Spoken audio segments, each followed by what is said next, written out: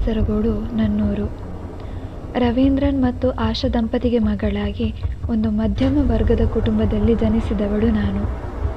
ಅಣ್ಣ ಜಿತಿನ್ ಸೇರಿ 4 ಜನರ ಒಂದು ಚಿಕ್ಕ ಪರಿವಾರ ನಮ್ಮದು.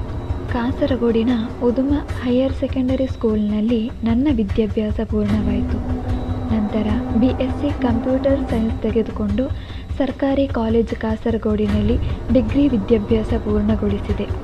ಆನಂತರ PG ಡಿಪ್ಲೊಮಾ ಕೋರ್ಸ್ ಮುಗಿಸಿರುವೆ. ನನ್ನ ಕುಟುಂಬದವರು CPIM ಸಿದ್ಧಾಂತದ ಕಡೆ ಒಲವಿದ್ದವರಾಗಿದ್ದವರು.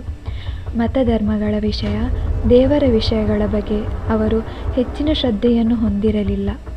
ಎಲ್ಲ ಮತಧರ್ಮಗಳು ಒಂದೇ ಎಂದು ನಂಬಿದ್ದವರಾಗಿದ್ದರು.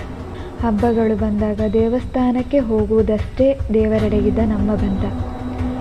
ಅದೊಂದು ಪ್ರಾಮಾಣಿಕ ಅಥವಾ ಪವಿತ್ರವಾದ ಬಂಧವಾಗಿರಲಿಲ್ಲ. ಕಷ್ಟಗಳು ಬಂದಾಗ ಮಾತ್ರವೇ ದೇವರನ್ನು ಕರೆಯುವ, ಸ್ವಂತ ಕಾರ್ಯಗಳನ್ನು ಸಾಧಿಸಲು ಮಾತ್ರವೇ ದೇವರನ್ನು ಆಶ್ರಯಿಸುವ ಸಮೂಹವೇ ನಮ್ಮದು. ಇಂತಹ ಆಲೋಚನೆಗಳು ಸ್ಕೂಲ್ ವಿದ್ಯಾಭ್ಯಾಸ ಸಮಯದಲ್ಲೇ ನನ್ನ ಚಿಂತೆಗಳ ಜೊತೆ ಒಂದಾಗಿದ್ದವು, ಮನಸ್ಸನ್ನು ಸುತ್ತುವರಿಯುತ್ತಿದ್ದವು. ಸ್ಕೂಲ್ ವಿದ್ಯಾಭ್ಯಾಸ ಸಮಯದಲ್ಲೇ ನನಗೆ ಮುಸ್ಲಿಂ ಸ್ನೇಹಿತೆಯರಿದ್ದರು.